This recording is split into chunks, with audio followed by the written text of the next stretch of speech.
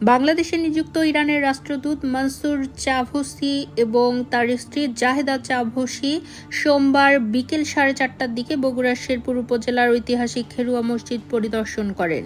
ঐতিহ্যবাহী এ ধর্মীয় স্থাপনাটি ঘুরে দেখেন তারা, পাশাপাশি এর স্থাপত্য শৈলী ও ইতিহাস সম্পর্কে অবগত হন।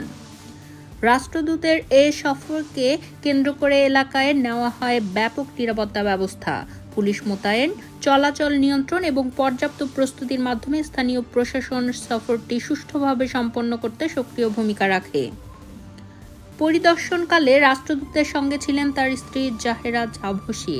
তাদের স্বাগত জানাতে উপস্থিত ছিলেন শেরপুর সার্কেলের অতিরিক্ত পুলিশ সুপার সজীব শাহরিন, সহকারী কমিশনার ভূমি এস.এম. রেজাউল করিম, জাতীয় নাগরিক পার্টির কেন্দ্রীয় কমিটির যুগ্ম সদস্য সচিব গাজী সালাউদ্দিন তানভীর, প্রত্নতত্ত্ব অধিদপ্তরের আঞ্চলিক কার্যালয়ের সহকারী পরিচালক ডক্টর আহমেদ আবদুল্লাহ, শাহবন্দিগি ইউনিয়ন পরিষদের চেয়ারম্যান আবুল কালাম আজাদ এবং বৈষম্য বিরোধী ছাত্র আন্দোলনের নেতা ইয়াসিন আলী হিমেল প্রমুখ। এ সময় স্থানীয়দের পক্ষ থেকে রাষ্ট্রদূত দম্পতিকে ফুলের শুভেচ্ছা জানানো হয়। এছাড়াও বাংলাদেশের আতিথেয়তার নিদর্শন হিসেবে তাদেরকে শেরপুরের ঐতিহ্যবাহী দই উপহার হিসেবে প্রদান করা হয়, যা তারা আনন্দের সঙ্গেই গ্রহণ করেন।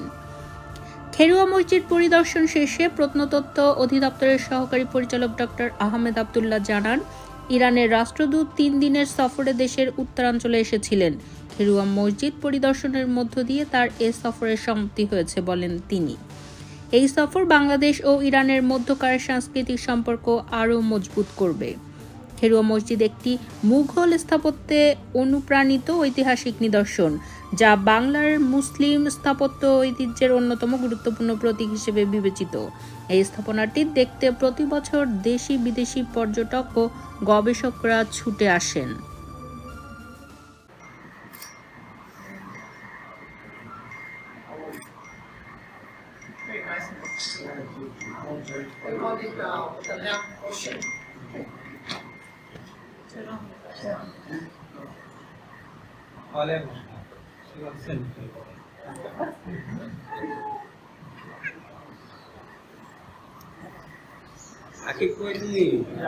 আমার দেশে আসলাম তোমার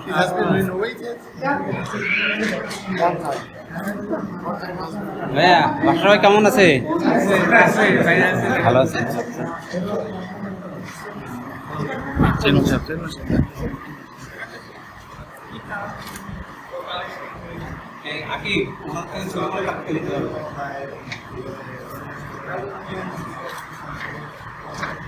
Thank you. There's a forward seat away. Forward.